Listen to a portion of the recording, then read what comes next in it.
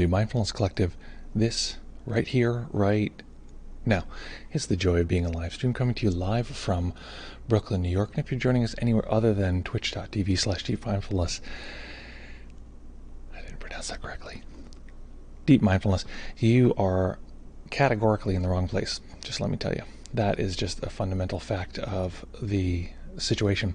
What that means is, after today, we will not be visible on YouTube. We will not be visible on Facebook. However, we will be visible at twitch.tv/deepmindfulness. We are transitioning to broadcasting solely from Twitch as of today. So you are warned. If you're interested in this live stream, come on over right now to twitch.tv/deepmindfulness. Hit that follow button, and that'll mean you won't miss the stream.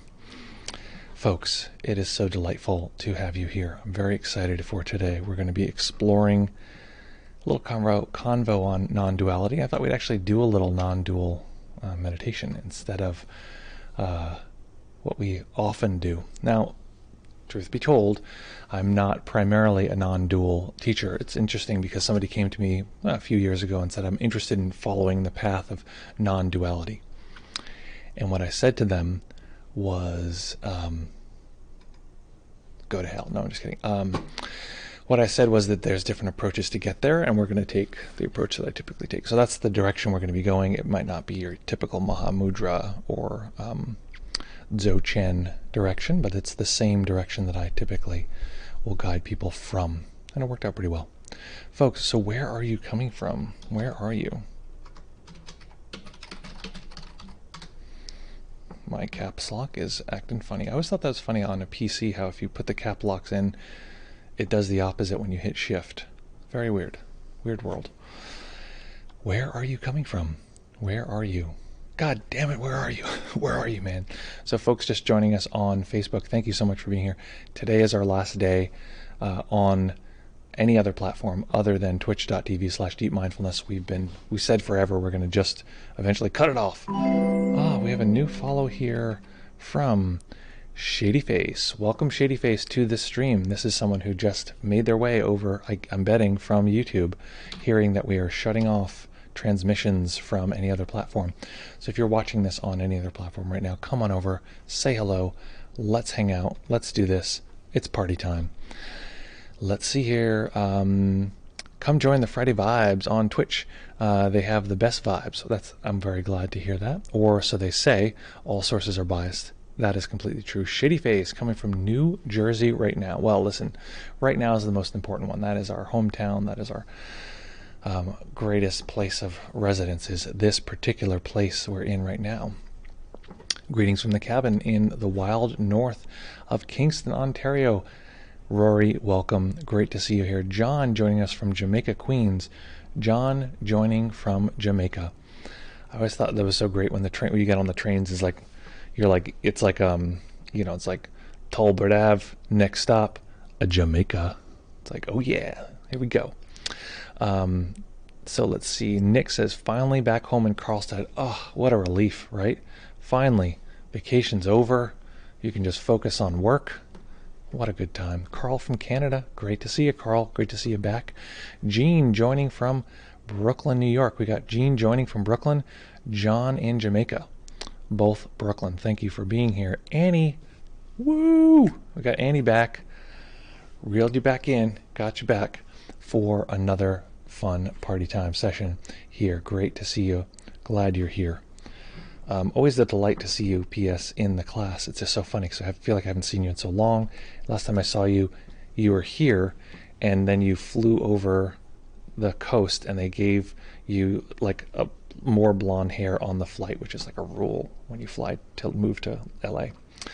I'm just kidding. So the point is, folks, I'm just very happy to be here. Happy to be here, and just relatively, just generally excited today.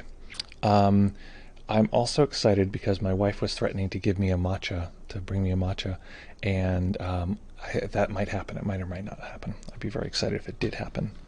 I'm just saying, if the matcha did appear out of nowhere, that would be great, my dear. Anyway, truth be told, Raquel has no obligation to bring me anything, but it's a possibility, let's just say. Okay, folks, so today we're going to be meditating. This is the good news. The bad news, what is the bad news? Is there bad news? No. That's great. This is good news, good news. So folks, find a nice, comfy, cozy position that you can maintain for the duration of the sit. We're going to have some fun today. Practice for about 25 minutes. What does that mean? Sounds terrifying. Meditate for 25 minutes. Oh my God, I'll be 25 minutes older. What will I do? It's going to be pretty simple, pretty straightforward. We are going to find a comfortable position that we can maintain without moving. All right, now let's be honest. I tend to teach a more advanced meditation. No moving. If you need to move, or if you have a background in trauma or that kind of thing, listen to the body. And generally, we're going to say no movement. How do we do that? Well, if we're sitting, make sure the knees are lower than the hips. Man, this is a detail I wish someone had told me in my first 15 years of meditation. Knees lower than the hips means that the hips can slightly. You sit at the edge of the hips. Sits bones are at the edge of the chair or cushion, and if the knees are lower than the hips can rock down like this. That is the only way the spine can actually balance itself in a nice lower curve and upper curve. This lower and upper curve was created through evolution. First we're hunched over, and then we started going upright to see over the grasses, and then eventually that stuck. So now you and I here have to contend with this double arch in our back, and the only way we can do that is the knees lower than the hips. I know we need a posture video. Do you know what'd be good? Is a little quick posture video that I could hit play on and it would play every time. That'd be a quick little fun thing. Maybe it get tiresome. I don't know. Rory says, love to Raquel. Do you hear that, babe? You're getting love from the live stream right now. Hi, hi, hi, she says from the background. Very kind. Very lovely. Nick says, yay to work life. Work is life, or so the workaholic father said. But I just looked to work on redefining or expanding the definition of home. Very good. That's what I'm doing. Redefine that definition of home. Okay, folks, I'm going to say this a million times today because it's literally the last day. If you're seeing this on YouTube, we're not going to broadcast on YouTube again. So come on over twitch.tv/deepmindfulness. The address is somewhere over here in the corner. And that's it. Tomorrow, as of tomorrow or Monday, all streams are here. And I could explain why, but it's torturous. The main reason is that YouTube, for live streaming, can really suck sometimes. So if you're on YouTube, I love you. I love the platform YouTube. We make our videos there, and our live streams are moving as of today. So come to twitch.com/deepmindfulness, hit the follow button, and that'll mean you'll be able to find out when we go live ever again. So, okay. Now that we found that nice comfortable position, I had a yoga class this morning and kicked over my entire bell and everything. This entire table got kicked over. So I gotta find everything.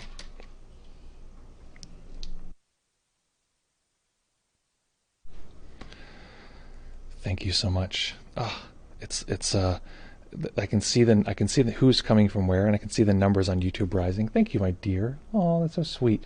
She brought me a matcha in a rainbow cup, red rainbow. Folks joining from YouTube, we're not going to be there for long. Today's our last day. Enjoy it while it lasts. And if you ever want to see the stream again, might as well do it right now. Come on over twitch.tv/deepmindfulness. I might even be. YouTube is definitely not better for live streaming. They really mess you up.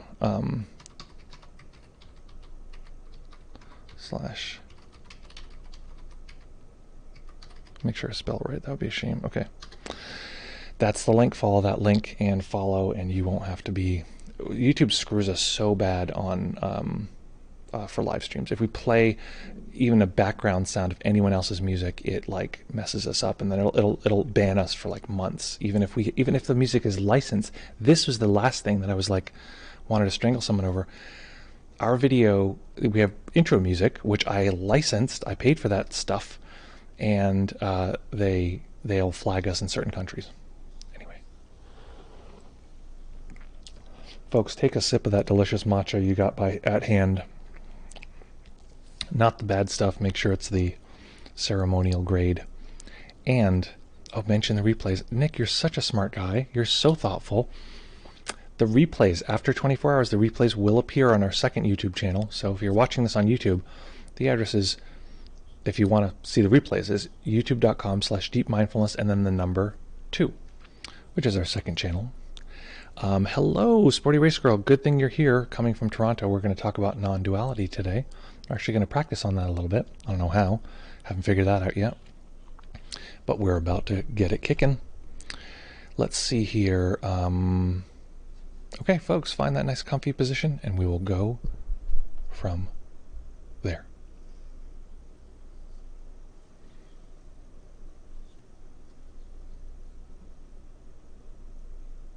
Someone's having a mocha. Sounds good. Here we go.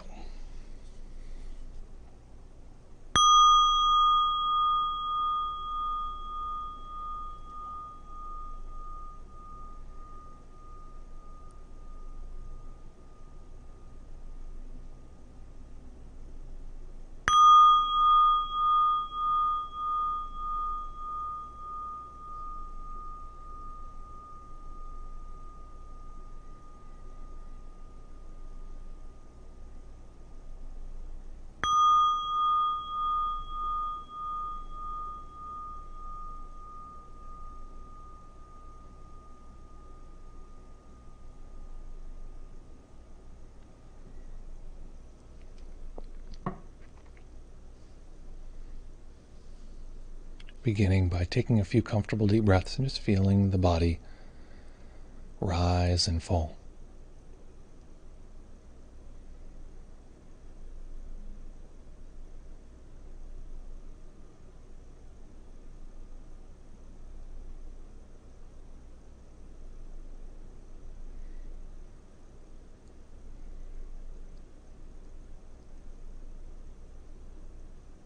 Each time we arrive at a meditation, we arrive with the momentum of all of the previous moments.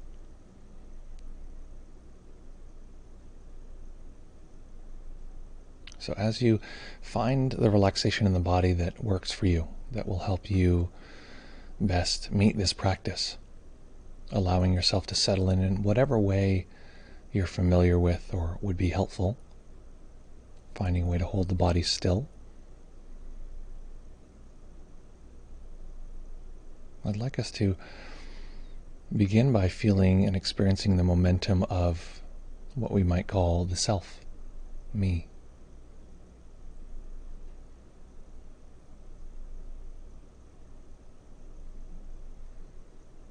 We can even say hello to ourselves. Hello. This might seem strange, so we might actually experience it as though the self is saying hello. Hello.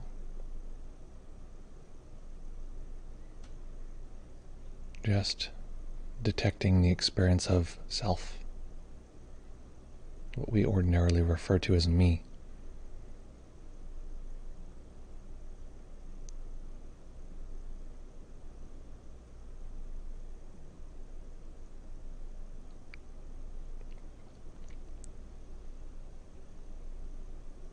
And of course, we arrived at this moment with a lifetime of momentum, of experiencing and reinforcing this me.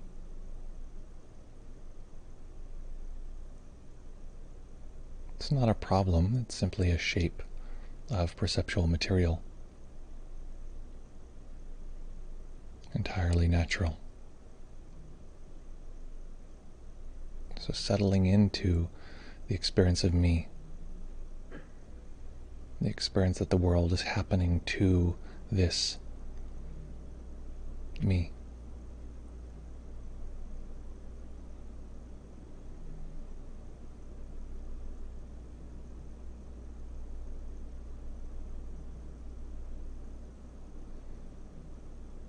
Just for fun, we can let that me, that self, speak a little bit. You can say, hello, this is me. The world is happening to me.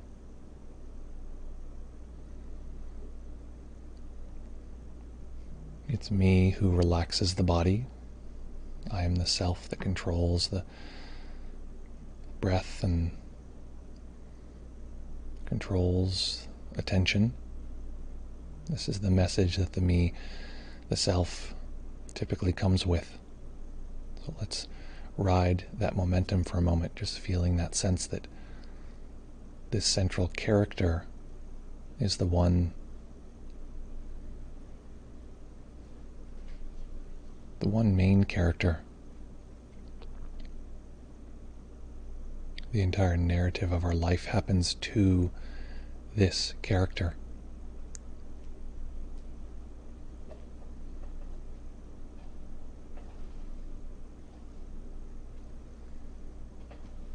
This very moment exists for the benefit of this character, so this character tells us.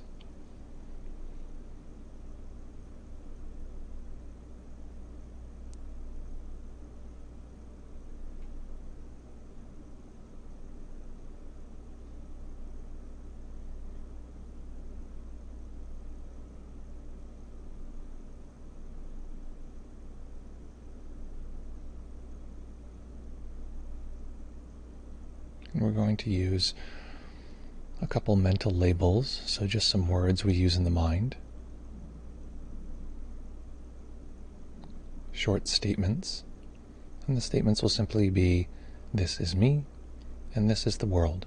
Letting the mind move back and forth from the experience of me and the experience of the world, all that is not me.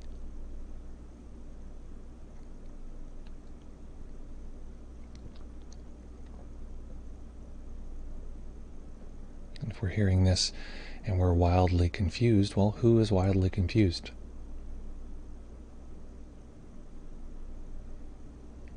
What is the being or entity that either doesn't get it or doesn't like it?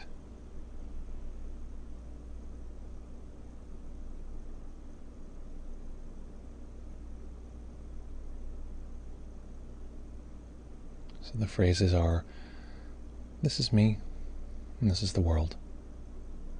This is me, this is the world.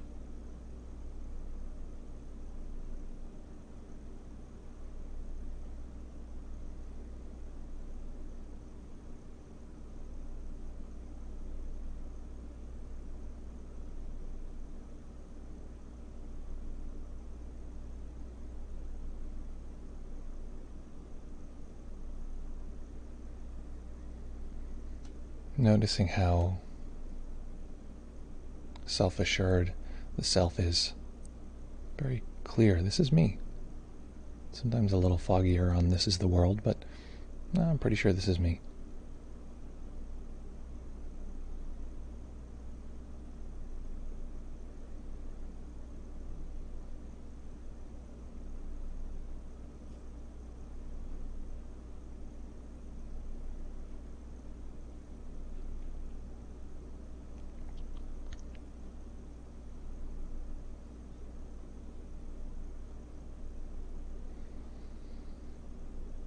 And let's take a moment and get real specific when we say this is me. Let's look for location. So for now we'll just stick with the statement, this is me. And when we do that, I want to get really clear. So with the mind, allowing ourselves to zoom into wherever that is, the exact location. If we have a general sense, just get a little clearer. Where is the exact boundary?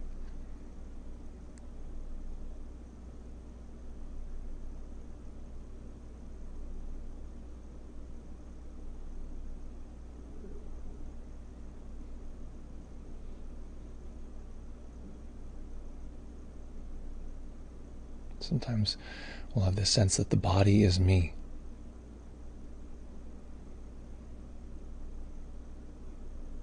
But this falls apart as soon as we recognize that these are my legs and my arms, my torso. So who does this body belong to? Don't think about it so much, just notice how the mind produces something immediately. It says, mine.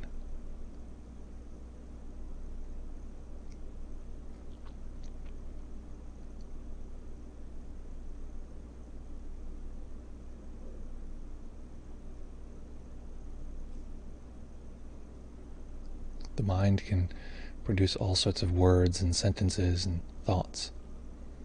But the self really has one primary thought, its core thought, and that thought is, this is me, this is mine.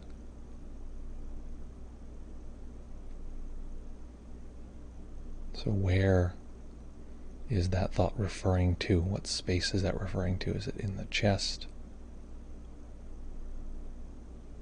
Is it behind the eyes?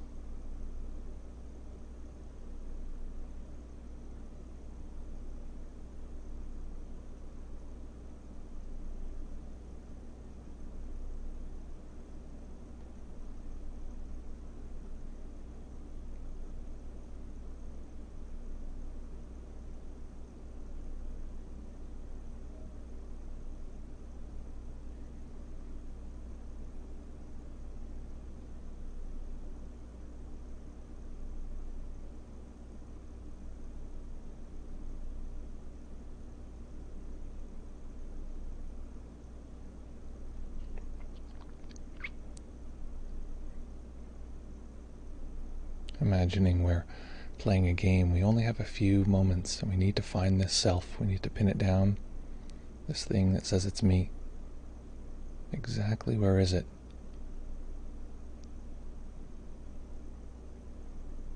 Because it's so sure of itself, why is it so elusive to find?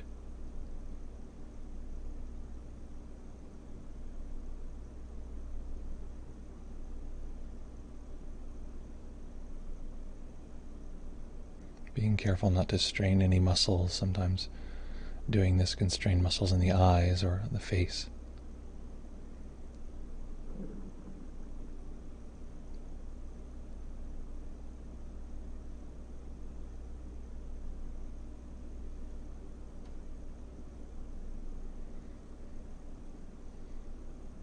What we often notice after some time is that all we can really locate, the place wherever it is, it just seems like a kind of pressure.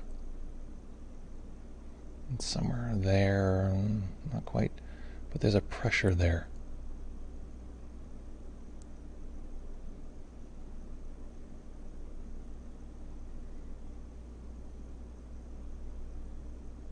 So let's test this scenario.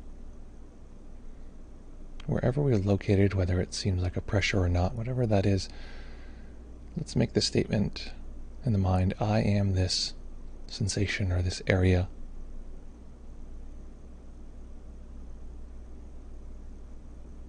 And notice what the self does with that answer.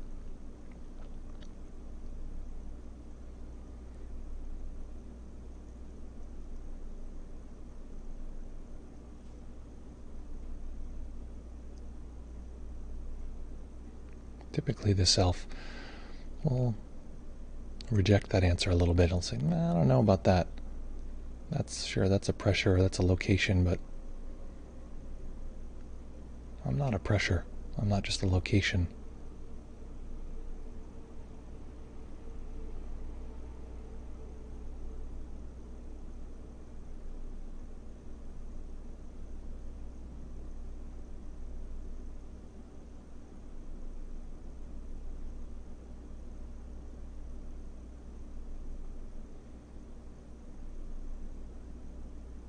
And now for a moment, letting go of any process, letting go of locating, just taking in all of our sense data as one large collection.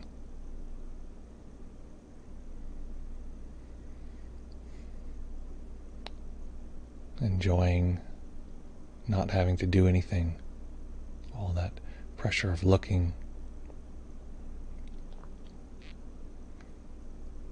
Letting that soften into our overall experience of our sense data in this particular moment.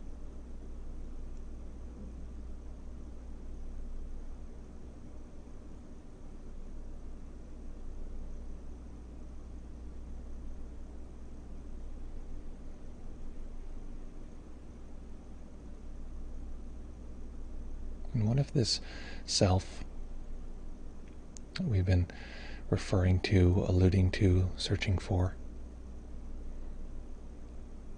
what if it were just a kind of force in the mind, not just a force of identification, just a pressure or a quality. And all it does is say, I, me, I.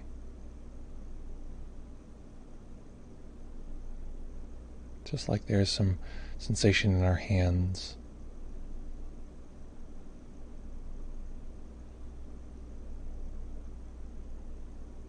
And those sensations are making a statement. They're saying what the sensations of hands are like. These are hand sensations.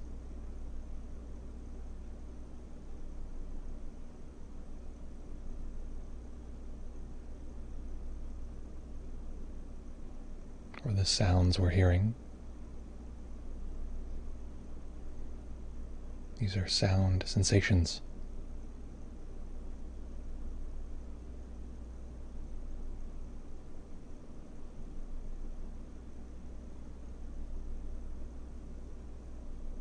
What if this self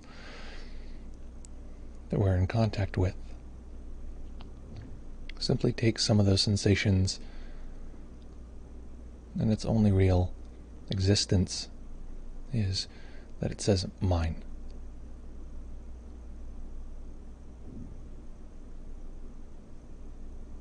It's just a possessive function of the mind.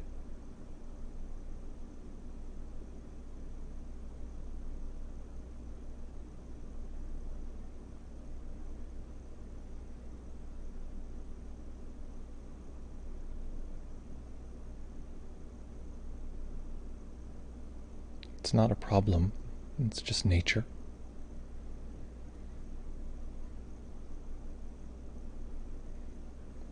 Just like in nature, a bird will collect materials to build a nest. Recognizing that in nature, there are parts of the mind that collect data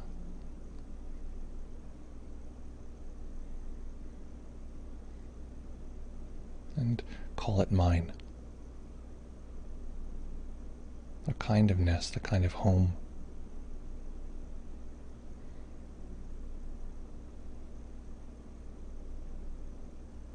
To give the mind a sense of a place to return.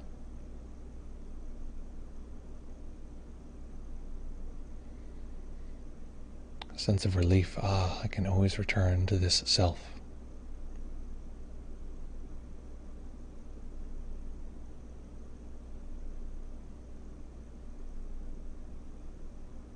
But the self has to fight to exist.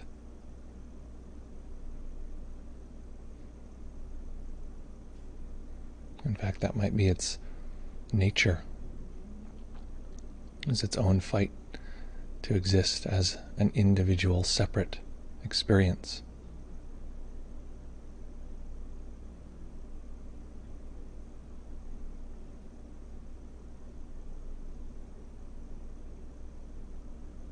So for a moment, recognizing all of this work the self has done, how tired and weary it is, always fighting to exist, fighting to separate the world into self and other.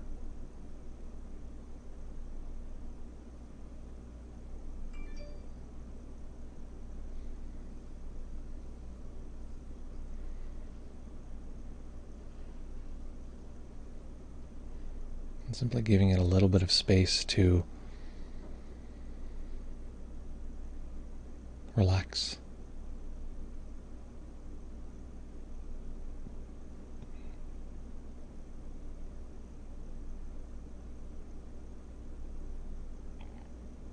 Tuning back into that simple me.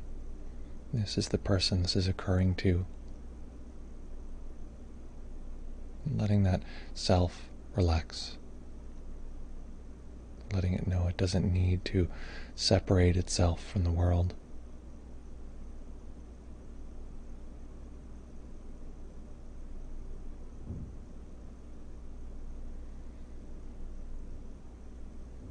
In fact, showing it that the senses of this system are in contact with what it calls the world.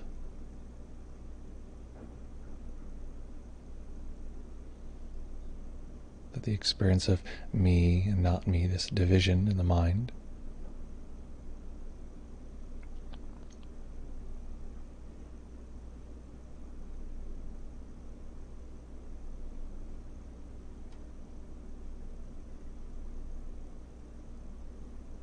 that this self can actually open up to include all.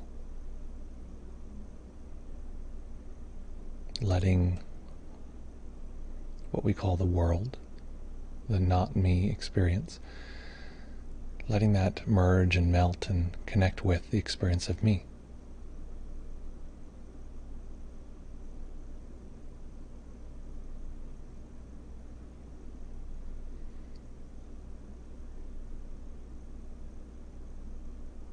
Letting the me become more translucent.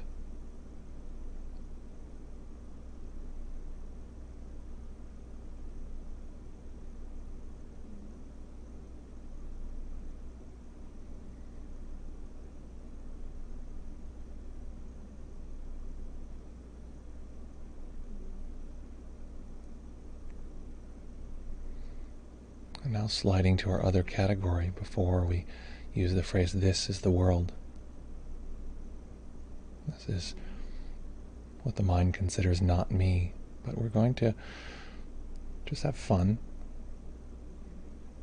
and include the self as part of this world. This is the world. Letting them all be one large category. This is the world. All experiencing as one.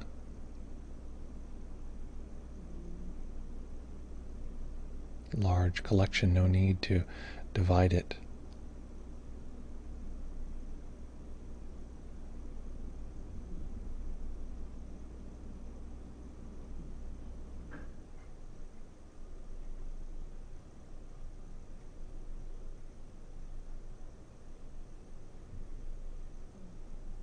At times, of course, the mind it'll create a separation between the observer and the experience of observing.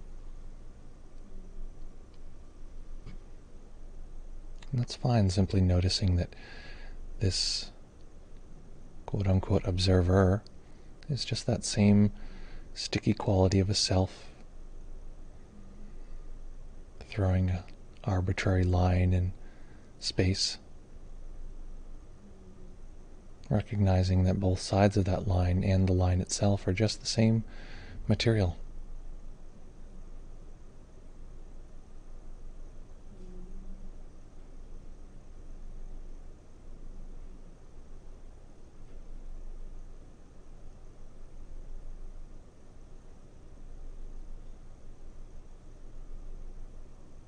Recognizing when the mind produces that me, it produces an edge of that me, and that edge is in contact with what's outside of that edge, what it considers not itself. And all of this material simply dances together.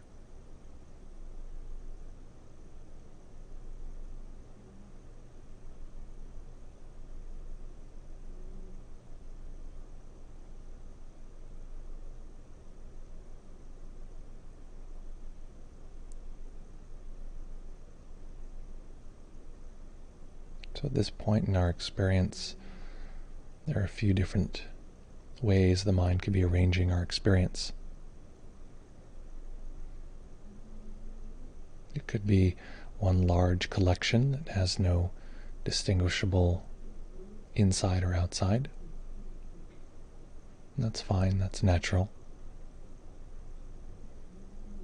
The mind could be drawing a line in the sand of some kind, or many lines separating out our experiences into objects and things and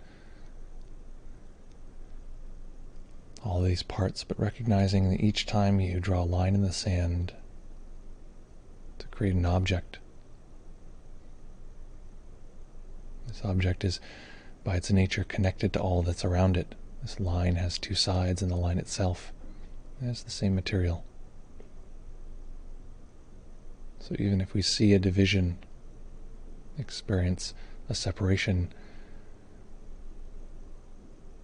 allowing that separation to be experienced among the larger collection of sense data.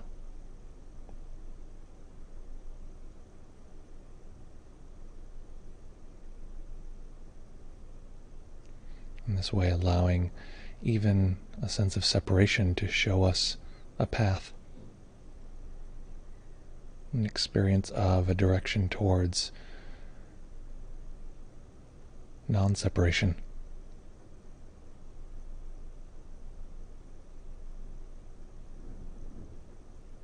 And staying with the practice, staying in stillness, not letting go or breaking with the continuity we've developed.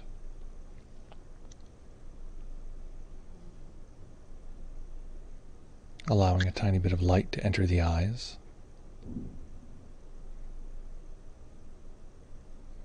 Eventually allowing the eyes to rest on a single point.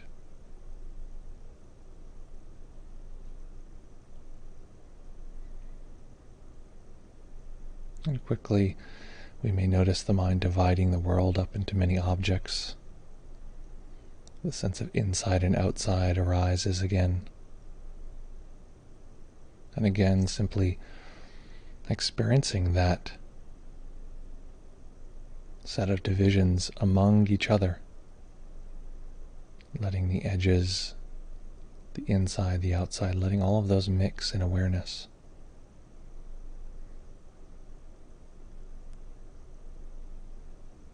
Part of the mind knows division, and part of the mind doesn't need that division. It can hold all of it together.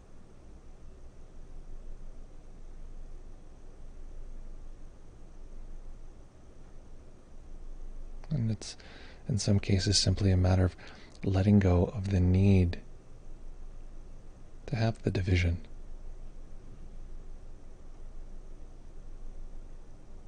So letting this particular moment, right here, in this particular experience, letting this be the great teacher, the great guide that shows us how we might bring this practice into every aspect of our life.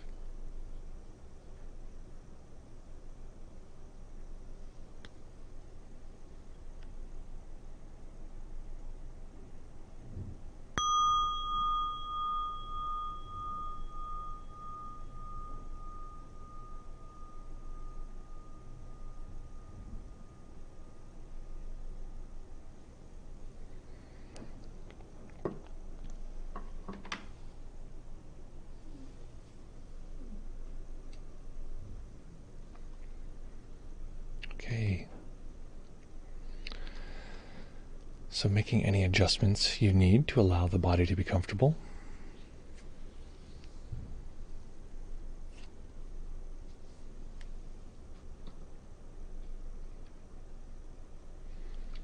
And as you do so, unfolding if you need to. I've got a very sleepy right leg at this point. Taking a moment to assess your current experience. What is this experience like? And whatever words arise for you, see if you can put those in the chat. This is not only a way for us to be able to communicate about how to deepen and develop our practice, it's a way of metabolizing the practice. This is what occurred. It's a way to let the system remember what happened.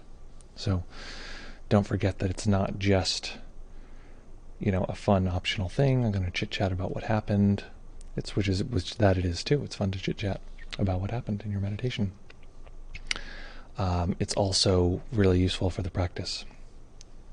I'm actually quite used to describing what happens in my practice because I describe what's happening in my practice all the time. That's what's called guidance.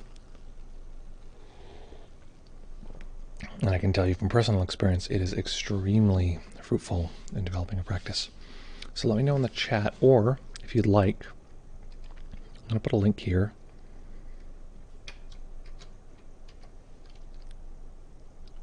if you'd like to jump on our Zoom, you can feel 100% free. Just let me know, because I'm not going to open the window. It can interfere with the camera, so I'm not going to open the window unless someone says I want to jump on. It can usually mean that I can answer a question a bit more clearly. So, what was that like, folks? And beep up, beep up, up. What was the other thing I was going to pop up here? No, that's it for now. Okay. So letting me know what that experience was like. That would be lovely. What we're going to do is we're going to answer some questions, and then we're going to jump into the theme today, which is talking about what do we mean by non-duality. However, if you have questions about it, that's actually a really great place to start.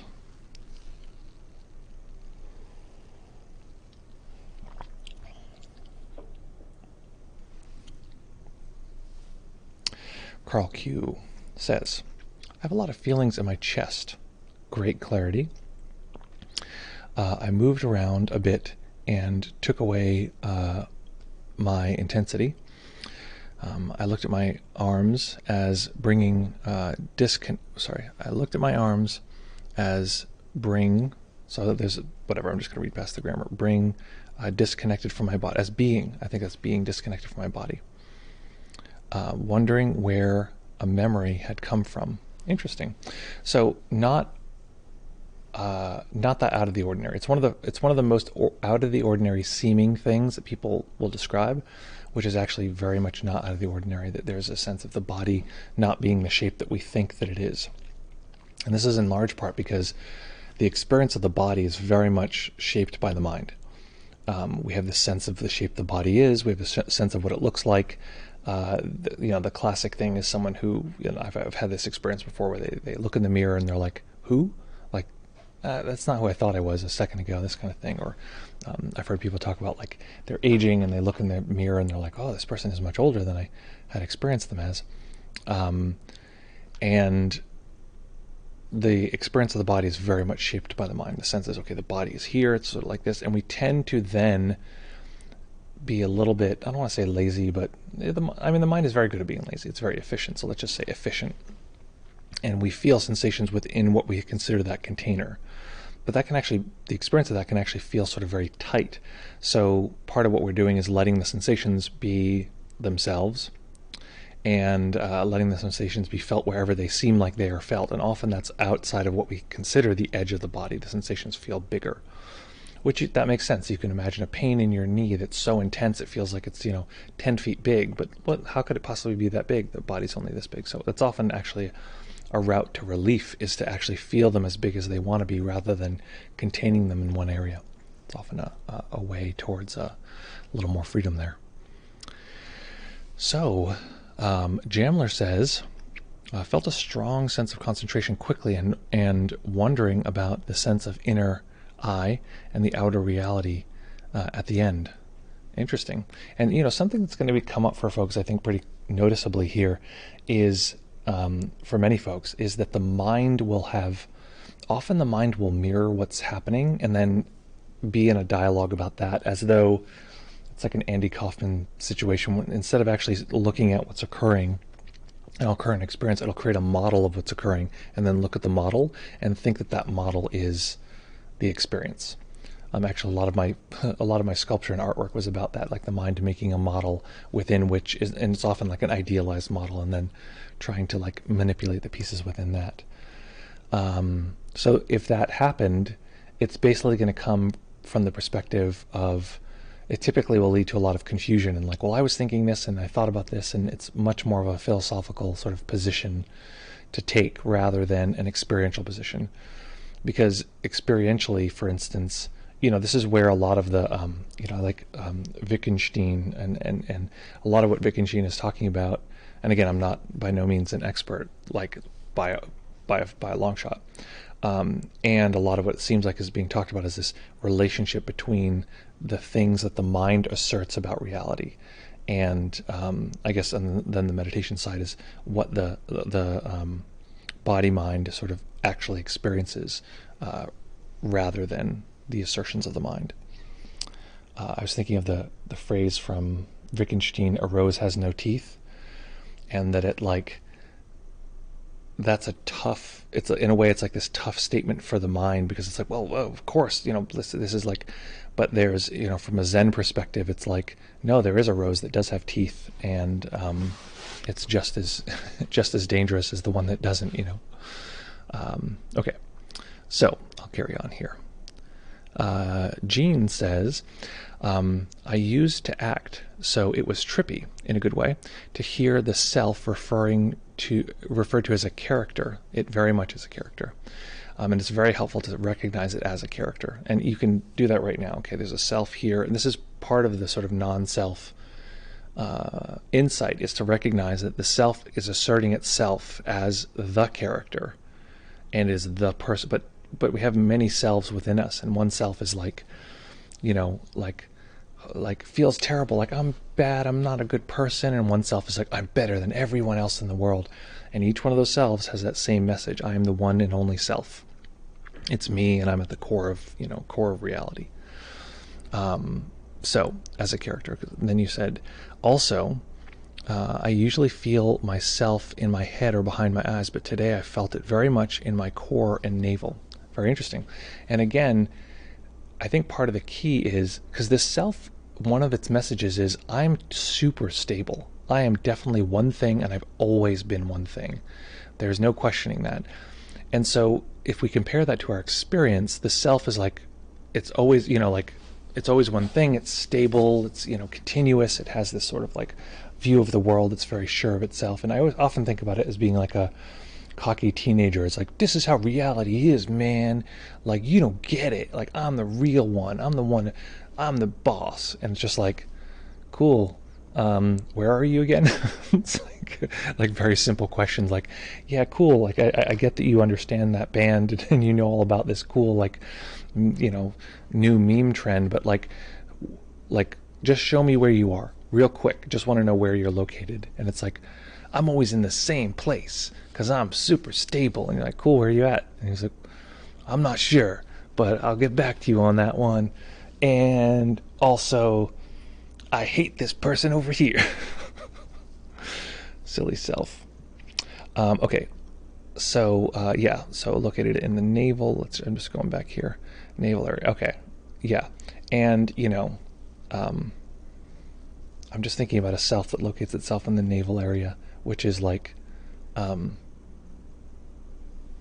naval bases is one. In the air, I think that's naval area, right? Now, legally, in America at least, space is considered part of the same naval area. Or actually, maybe it's not. Space is no longer considered part of the naval area.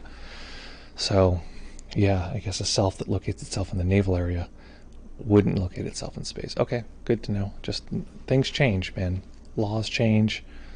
You never know these days. Okay, Airplane John says, it was nothing special noticing many things, both inside and outside.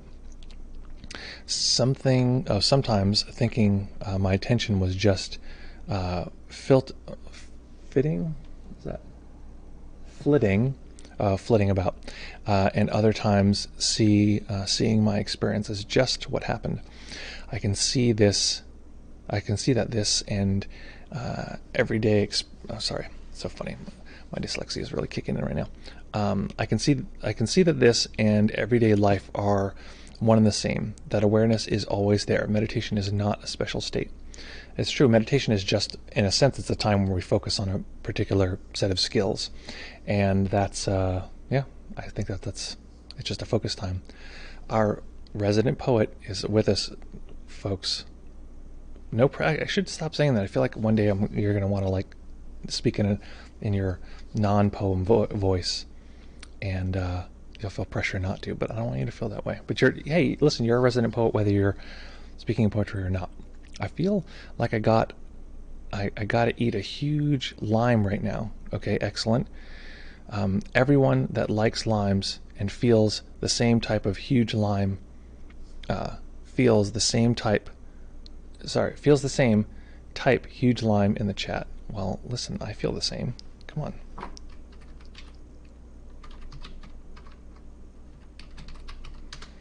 That's how I feel. Okay, let's see here. Okay, my chat bot is trying to post the meditations, and it's not able to, so I'm going to post those meditations. Okay, huge lime. Let's hear it. Okay, Nick says, nice. Felt like learning more about non-duality by experiencing.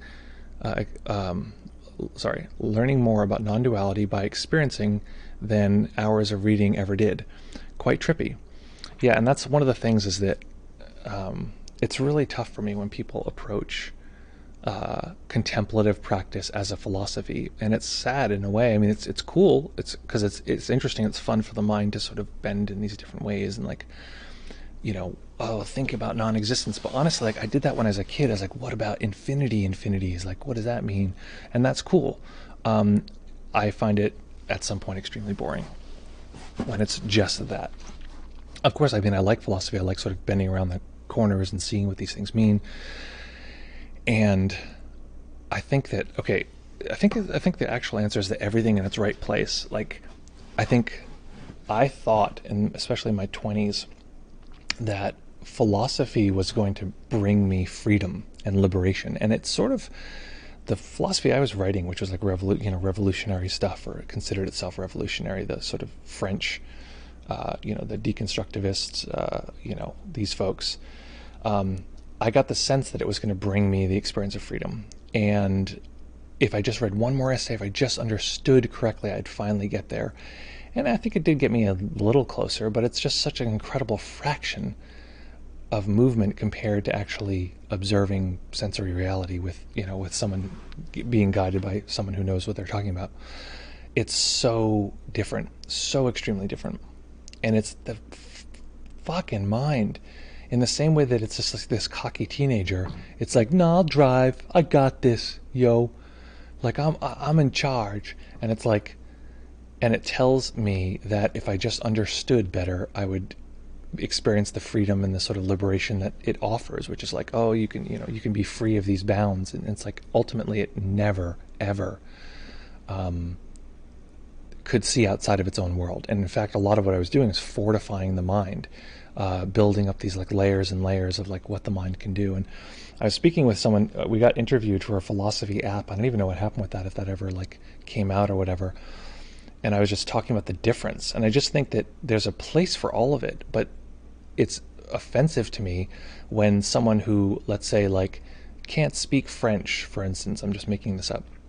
They can't speak French, and or like this, remember the guy who got in trouble because he was doing fake sign language for like, on TV for like the president or something like that? It was like really insane. It's like, it's funny, sort of, but it's also sort of offensive when someone pretends that they can do something that is just outside of their purview. It's just not part of their ability set, not even close.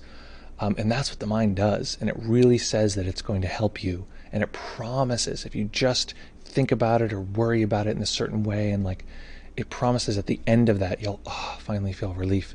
And all that does, in my experience, is train the mind to think of itself as God. Think of itself as the center of the universe. Think of itself as the thing to which we refer to in order to be free. And my experience is very much so that the senses actually have a lot more sort of wisdom than the mind. I mean, the senses are much older than the mind. The mind is, I don't think we had a sort of conscious mind the way we think about it now. We've only had that for a few million years. We've had our senses for billions of years. So I think that might be a nice framework for that. That might be a nice way to sort of look at that, just the age of it. Like the mind is very important. It's helpful. And there's a lot more sort of, there's a lot more hours on the ground of development of the technology, of the senses in general versus the mind in general. So I'm using my new code word here, which is what? Okay. That we have a new coding system for the playbacks, folks. I'm trying to follow the rules I have set for myself, which is what I just said. I want a specific time code for what I just said, related to, I think that, what would the title of what I just said be? I thought the mind was going to set me free. Okay, going back here, comments. I stopped right in the middle of your comment, Nick. Sorry about that, quite trippy. I also found me as a pressure in the throat and behind the face. Great. But these are just the areas most important for the survival. What a coincidence, exactly. This experience of a self is very, very useful for survival. It's very useful for really what the body-mind system is designed to do, which is pass genetic material onto another generation. And yet, we have this sense in, Descartes or all these people that there's something about this self that is that somehow is outside of that category. It's a special, self that special thing that makes everything different. This is why we have the kind of audacity to create a line in the sand and say, nature on one side, man on the other side. Humanity is like this other category, and like it's man-made. There's natural things and there's unnatural things, and we really truly think that. We think that something that is, if a beaver makes a dam, that's nature. If someone comes along with thumbs and they make a dam, well, that's not nature. That's unnatural. And it really shapes a lot of what we experience the world as. Okay. Beep up is pressure behind the eyes, important for survival. Then thought, that can't be me, you idiot. Whatever you find, I'm the one who finds it. And that's another aspect and definition of the self, is that it tends to define itself as that which is observing. So that's another sort of danger, is that we can have the sense that the observing function of the system, effectively the attention and awareness, is an identity. It is a self that is like this sort of being that's continuous and ongoing. Whereas it's just an observing function. In the same way, if you stuck a video camera in darkness with nothing on, it's observing, but is it a self? Is it someone? And just as it's funny, as I think about that, I realize how much we project selves onto objects, like how much we tend to personify objects. And like, if I take this thing and I'm like, oh, and I'm like, you're stupid, I hate you, stupid thing, and I'm like, there's a sense where like, ugh, like, geez, that's like, leave it alone, like, it's just so funny, like the way that we do that. We're funny that way. We personify objects. I saw myself personify the camera, is what it was. The camera is, come on, the camera's sort of like a self. It's in there watching. It's just like, just trying to do its thing. Leave it alone. Don't depersonify that camera. Beep up beep is who finds it? Okay. Okay, so why are we even looking then if thought already says that me is thought? Just said sauces are biased. Sauces? I think you said something else. You probably corrected it already. So I want to point to this because one of the things we're doing today around non-duality is we're going from a particular direction. We're going from the sort of insight tradition direction, which is you look at first at all the divisions. You're like, okay, it's divided here, it's divided there, maybe it's divided by senses, or it's divided by, a very common one is you first, the four foundations of mindfulness, and you first, experience like the body or sensation, then you figure like, is the mind categorizing it as pleasant, unpleasant, neutral, then you notice the filtered mind states, and then dhammas, and you watch teachers squirm as they try to define dhammas as it's described in Buddhism. But those are just ways of dividing, and so you divide and divide and divide and divide until you break down any sort of separation of any kind. And in other traditions, Mahamudra or Dzogchen, it is actually just starting from a large awareness, starting from an open place, and that open experience, its openness, its opening quality erases the need for separation. It's the sort of all-together quality, and which is what we lean towards the end of the meditation, that divides all of these different pieces. So I want to make sure no one's saying, I want to get on Zoom and I'm missing you. Okay, great. Annie now says, now you tell me. Okay, Annie says, I felt a lot of resistance coming from the multiple self model. Okay, felt a lot of resistance coming from the multiple self model. I'll explain that if it's pertinent in a second. When I tried identifying as self, all of my parts started yelling, "No, I'm the self." That is a very, very good insight. Every self will tell you that it is the self, and it actually takes a certain amount of practice to start to see those selves. Not just notice like I am a self and I was a different self later, but actually to see the different selves as they're arising. And it's also a great insight into non-self. So great. So each one started yelling, "I am the self," and then another one said, "No, I'm the self." Then I tried saying, "You're all myself." All my parts shook their head. Exactly. Because they don't even know each other. The different selves, they can't even see each other. They're so myopic that they don't even know, and they'll fight with each other, like, "You, how dare you," not knowing that each one is typically there to protect some part of the system. So if you haven't heard of this idea of the multiple self model, it tracks very closely with what's called internal family systems, and we're just talking about different parts of ourselves. Nothing more complex than that.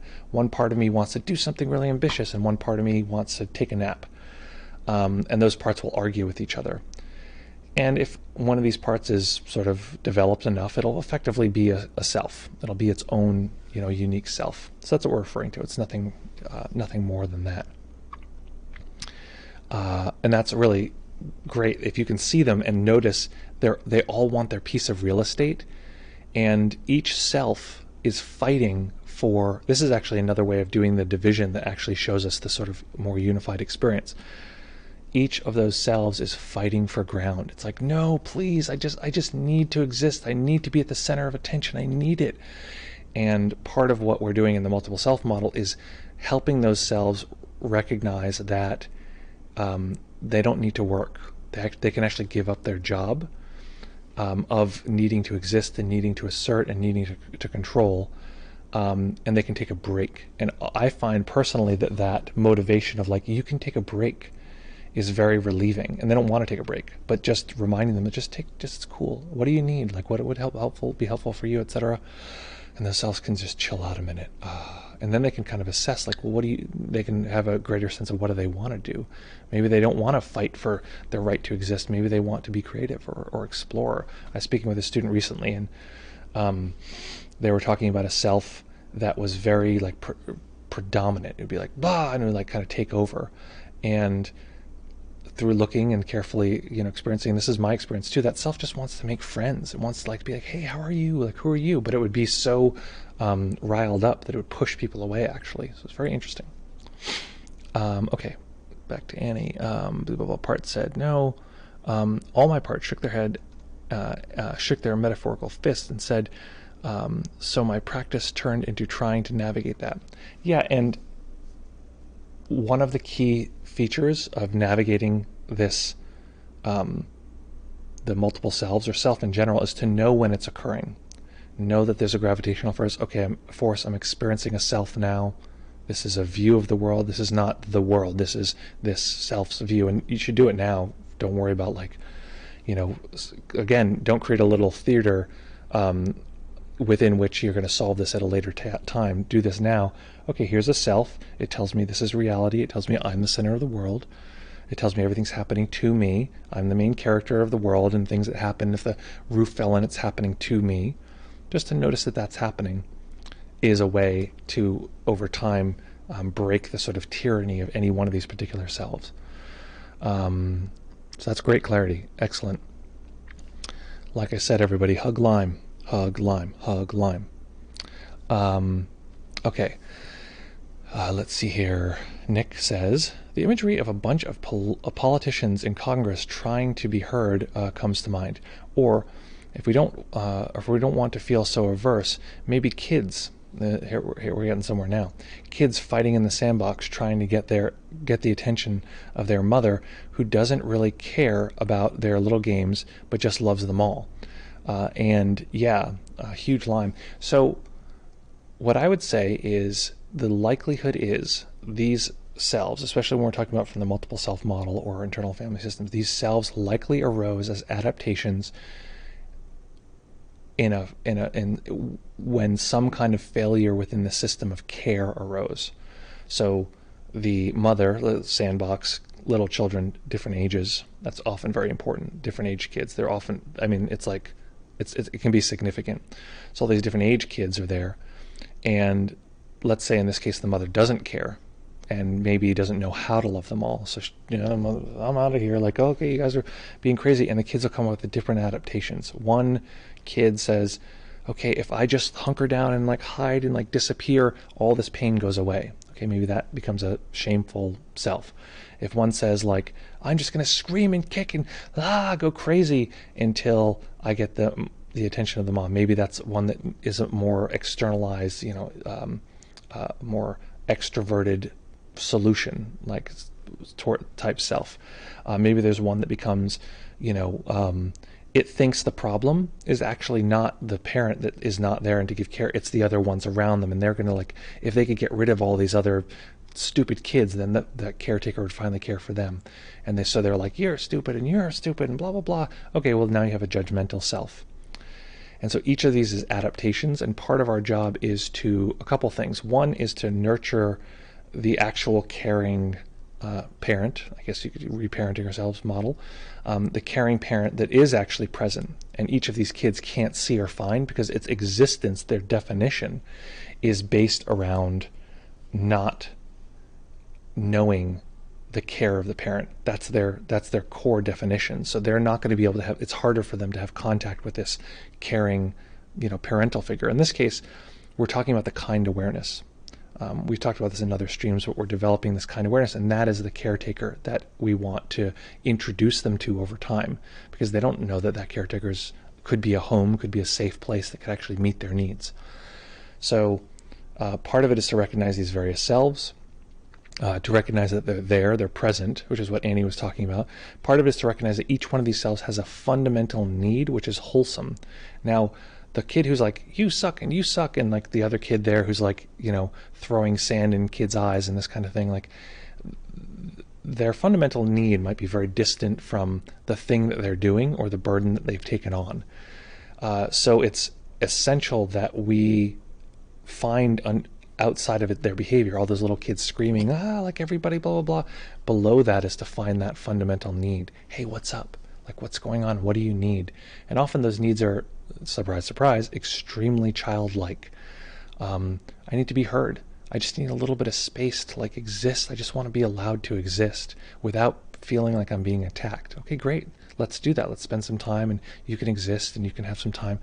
But it takes a dialogue, because like a kid who's freaking out or having a temper tantrum, you have to love them through that, temper tantrum and find out what the need is underneath. The one thing I'll add to this is that just to remember that for the kid, let's say the kid who's like decides that I want to disappear, and if I disappear, then everything will be okay. That sort of shameful self. Once that kid exists, it exists because it's internalized. Or let's drop the metaphor for a minute. If I have that shameful part of myself, it's because I've internalized not only the shame, but the part that is pushing it down, that's saying you're not good enough. So those might be two different parts, and often we don't see the other part. We don't see the part that's creating pressure. So I'll leave that there. Let's get back into your questions. I feel like I'm going on and on, yakety schmackety. I have to do my symbol again. Okay, that was that whole section. Geez, I don't even know. I feel like I need everybody's help. I don't know what I just talked about. I just talk about it. Like, what's that line from Eminem? Like, how can I be white? I don't even exist. That's sort of like, I mean, that's ironically, that's a very distorted view of Dharma. It's like, actually, that's a great, God damn it, that's a great question. That's a great line to like dive into in terms of like what we're talking about. How can I be white? I don't even exist. That is a great goddamn question, because it shows both sides of the ultimate and unultimate reality, or the relative reality, because we exist in a world that has race in that way. Okay, so I don't know what I just talked about, but I talked about something, and we'll figure it out later. I wish we had people who could write down, this is what the subject was for the time codes previously. If folks want to do that, oh my God, you'll be complete heroes. will 100% name the plant after you, which we can't see anymore. The plant is, we used to name the plant after folks. Maybe we'll start doing it again. Okay, beep up is, okay. Nick says, felt like this is primarily a language problem, and the difficulty and irony is that we have to use the tools this tool to communicate. Bingo, man. You guys are fucking killing it today. This is really, really good. Yes, this is a language problem. Language is the primary ordering structure of the mind. Language is what the mind uses to divide things. The first piece of language, of grammar, is I. That is the first fundamental experiential piece of grammar around which the entire world is structured. There's I, and then there's you, or there's I and sort of not me. If we're looking at like Lacan or something like that, we're talking about the mirror stage in Lacan's world, where there's a recognition of there's me, the sort of prime character, and then there's the mother. But early in childhood, the child has no sense, no idea, no way to even comprehend that they are separate from the mother, that they cry and food comes, and so the mother is literally an appendage to them. And then at the point when they recognize, like, oh, I can actually walk away from this character, and this is what do they call that in Freud? It's I don't know why I'm forgetting this. It's like a very common, it's the throwing of the ball. They use that metaphor. If you know what that is in the Freudian system, let me know, because I feel like I'm just forgetting. Okay. And Nick says, basic grammar is implying duality. Goddamn, you're right, it is. Every word in a sentence it's like a lie from a purely awareness-based perspective. It's like, take Descartes, cogito ergo sum. It's like we're not even going to mess with that. That's what we've been talking about in the entire day, is this thing of I as a division. I think, like, this is now ascribed to the self. So it's now an action that the self is doing, but it's, therefore, which is like a very big duality produced, right? It's like has an inside and an outside. It has like a causal link from one to the next. I again, and then am, and this sort of like solid existence that is, now defined by all of this duality. It's exactly what you're describing here. And that's one of the reasons why Zen yanks a lot of the language out of the system in two main ways. One is by not using language. They just say, just sit. And you say, well, what's the instruction? They're like, Jesus Christ, so many questions, just enough with the questions. And the other way is through koan, where they ask a question that the mind can't answer. So it can't use logic, it can't use grammar in order to answer the question. When we ask a question like, what's the sound of one hand clapping? The mind immediately jumps in. It's like, oh, let me figure this out. Okay, one hand clapping. What is it? What are they talking about? A tree falls in the forest and no one's there to hear. Well, if there's someone there, like, the mind runs around in circles to solve that problem. And it's built to be unsolvable by the mind. It's built to be solvable by perception. Nick says, so yet again, the evidence that is that I thought, but who knows exactly? Are we just being hijacked? Yes, we are being hijacked unless we can escape from the hijacking, right? And if we can really have freedom to escape from the hijacking, then we're just taking flights when we want to. What is a flight that we buy in the airplane, like, to go from here to there, but a hijacking that we have an option to opt into or opt out of? It's like, I'm taking this plane from here to Florida at 3:45 p.m. and you're welcome to come, or you don't have to go. It's like, that's what we're starting to deal with. If we can learn to step away from the experience of self and then use it when we want to, hey, we have a whole network of flights at our disposal, and the hijacking ends in that way. All right, Nick's on a roll. Okay. So conceptual thought is just a great tool for survival, apparently somewhat overpowered by one by the looks of this planet. Apparently somewhat overpowered, an overpowered one by the looks of this planet. I'll leave it there. But evolution might take care of that soon enough. If if we're talking apes, if we talking apes don't, that is, yeah, the planet doesn't care. The planet will just take care of us. I'm butchering your flawed grammar with interesting effects. Okay, let me stop spamming and the chat box, and I'll just relax, both metaphorically and non-metaphorically. Okay. Lol, sorry. The Slim Shady video appeared, blah blah blah, claiming to be the real one. Oh yeah, that's another example, like all those Slim Shadys saying like, I'm the real Slim Shady. Exactly. Gene says, will the real self please stand up? Yeah, that's exactly it. And the self that we're experiencing now will always say, it's me.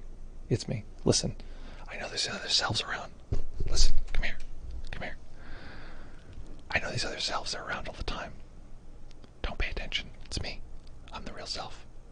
Do you know that's true? Because I'm saying it really insistently all the time. And I don't care if you have better evidence, having observed all these different selves. Just trust me. It's free real estate. Okay. So somebody post a link to the free real estate video. That's one of my favorite videos. Okay. Beep up, beep, beep, pop, pop. Nick says, or maybe none of them want to stand up. Can't even remember. Exactly. Okay. So I don't know. Have I answered the question about non-duality? I don't know. If I haven't, let me know now, because now's the time. Now's your shot, folks. If there's any questions still related to non-duality. Again, I'll just say briefly that there are different views in non-duality. One view is that, how do I want to approach this? One view is the direction we took it from, which is you look at the divisions to the point where they break down, they no longer make sense. Another one is to open awareness so that the inclusion quality breaks down any barriers, any sort of difference between one and the other. And there's also this part of non-duality, which is this it's conceptually very weird. It's perceptually much, much, much simpler, which is what I describe as not this, or in, Vajrayana Buddhism they'll use the term, form is emptiness and emptiness is form. Part of what that is that the mind, like a seesaw. Okay, I thought of this metaphor. I don't know if this is going to work. I've thought of this for a little while. So there's a seesaw, and you're sitting there on the seesaw, and there's no one else on the seesaw, let's say for now. You're sitting there on the seesaw, and you're like, I'm down on the seesaw. I want to go up on the seesaw. I'm down. And how do we know that there's anything other than where we are? How do we know if there's any other universe? Well, the mind tells us that there's a kind of opposite from personal experience. I've been on the seesaw before. I know how this works. Sometimes I go up, sometimes I go down. Right now, I'm down. So where we are, the experience is down on the seesaw. The mind will show us something else, though. It'll show us not this. So this is a Hegelian idea that something is defined by all the things that it is not. So the self, forget the metaphor. I mean, the self is such a good example. The self defines reality as this is me, and then there's everything else. And it's a way of creating solidity out of the emptiness, or the not this. So there's this and not this. The mind does that all the time. And so there's a way in which the presence of this, what we're experiencing right now, can show us its own absence. That seems very strange, but the only way that this might be very, until you have contact with it, it seems very, very like tricky in the mind. So just screw the mind, just see if you can observe this. We can experience what's happening right now. Oh yeah, there's a present experience to this. That presentness is defined because it's not the other thing. It's not the last time I had this experience. This is a brand new experience. Even now, just start again. This is new. And so its specificity, its uniqueness, right? If something is unique, it points to this sort of opposite of all that it is not. So when we look at our experience of the world, there is this sort of emptiness that is included with the solidity of the world is also this emptiness. God, it sounds so heady. Anyway, it's experiential and is available. And if you hang out long enough, we'll get into it. Okay, So Nick says, so how can we actually step out of the conceptual filter prison more practically using concepts? Using concepts doesn't seem to work. Surprise. Yeah, exactly. Oh, thank you, Annie. I swear to God, we will. Oh my God, this plant is named Annie for like the next 2 years. That's what you just did is what we will. I'm naming that plant Annie in like 30 seconds.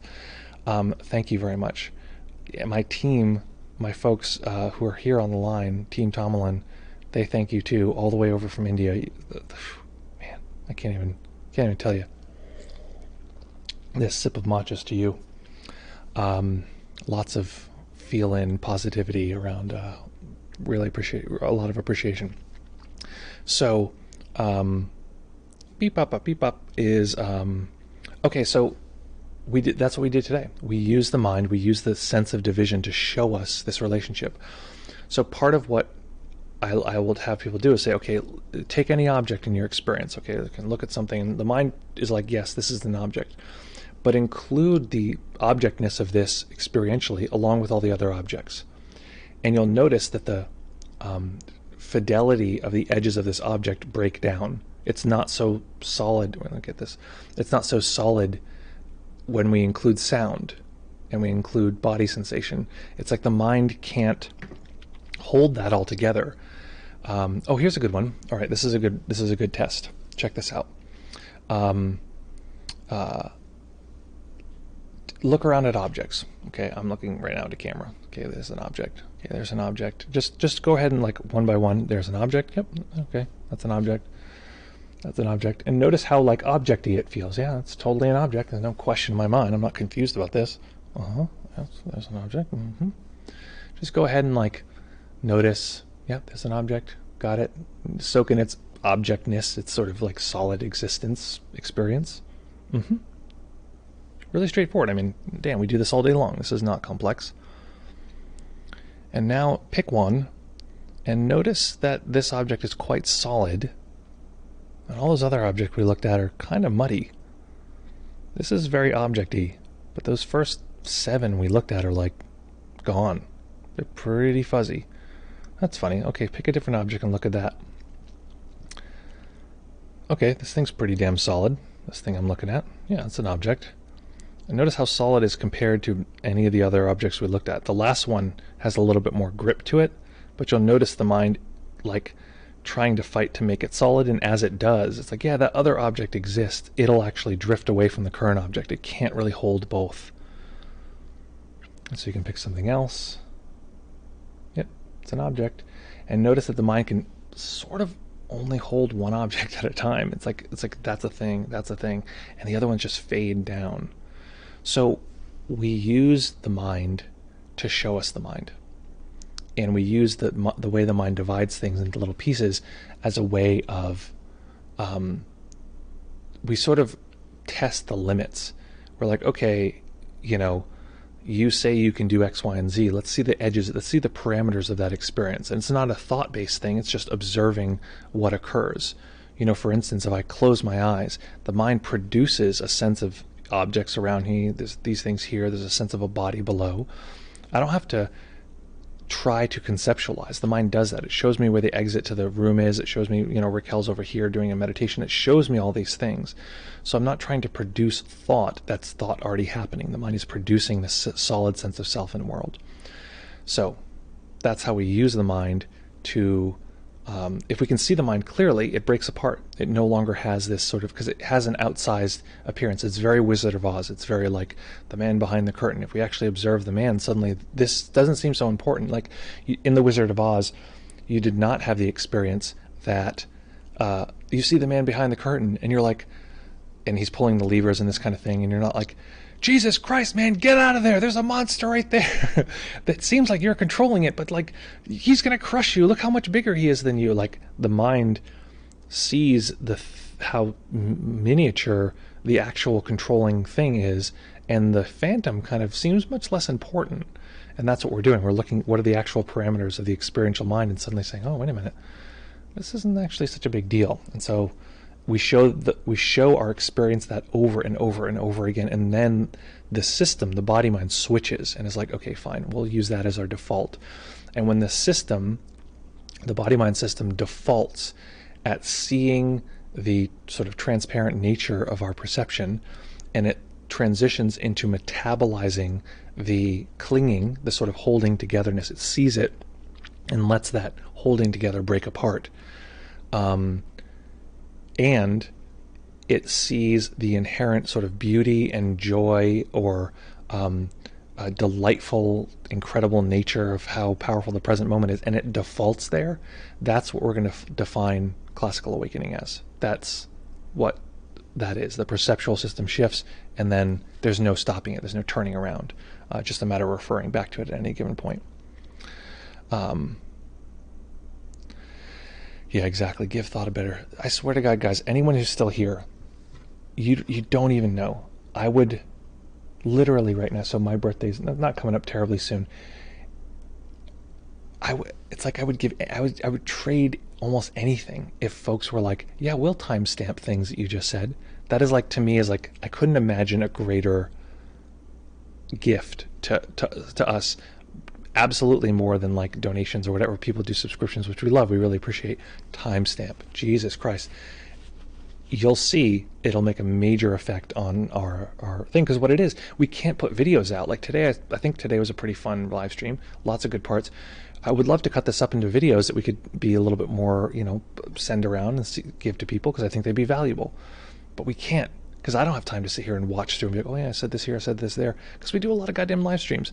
If people timestamp, I swear to God, I'm like trying to think, is like, could we afford to pay you to do? I don't think we can afford to pay you, but that's how I feel. Anyway, I really appreciate it. Okay, folks, thank you as always. But I have, before you go, in fewer than 48 hours, we're going to be back here, and there's something big happening in fewer than 48 hours. Two things. One is that Wednesday we have a guest coming, Aishin Leonard, expert in working with pain, working with chronic pain and meditation. That's one. Two, I can see right now, using my eyeballs, there are 2 people watching this on my Facebook page. Welcome. You're on Facebook. We are shutting off our stream to Facebook as of 10 seconds from now, or whatever, 30 seconds from now. Come to, I think it's somewhere over here, twitch.tv/deep mindfulness right now. Do it right now. God damn it, because we're out. And we're going to be sliding away off Facebook as of this stream. That is the link. So come on over, and beep up is that I have a wish for you. Like a little kid at their birthday, excited to extend a wish. My wish for you is, in this particular moment, this particular place, wherever you are, wherever you're experiencing this, what I wish is that you're just able, just for a minute, just to experience the joy and wonder of existing, whether that's through the filter of a self, of several selves, or a general sense of all of this material dancing together as one strange, odd universe of pressures, of details, of sense data, whatever it is, just to enjoy that for this particular moment you have contact with this strange alien reality. That any sense of home, any sense of peace, any sense of freedom or connection or love or compassion, or even all the challenging emotions, sadness and loss, all of those are possible through the medium of this particular experience right now. And so taking a moment to appreciate this primordial movement, pressure, flow of various sensations here together, all of us experiencing something very unique together. Very glad to be here with you. Very helpful, very interesting, so says Nick. And of course, as always, folks, have a great day. Take care of each other. Practice well, and we'll see you all